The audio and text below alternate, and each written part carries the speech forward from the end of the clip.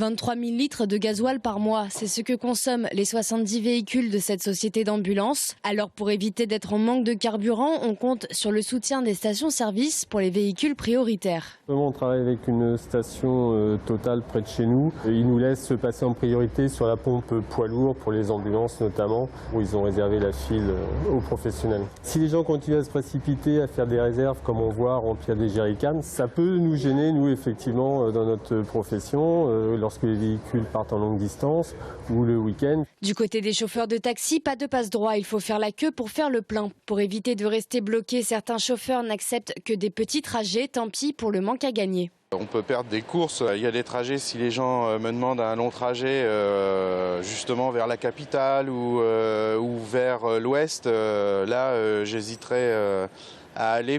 En revanche, le réseau Fil Bleu, lui, fonctionne normalement et pourtant, les 145 bus du réseau de transport en commun consomment pas moins de 14 000 litres de carburant par jour. Et si aucune perturbation ne touche le réseau, c'est parce que Fil Bleu possède ses propres cuves qu'il réapprovisionne régulièrement depuis le début du phénomène. Si la crise dure 15 jours, 3 semaines, ça va être plus difficile de trouver du gasoil. Mais nous en avons trouvé en 2010, alors que la crise était beaucoup plus importante.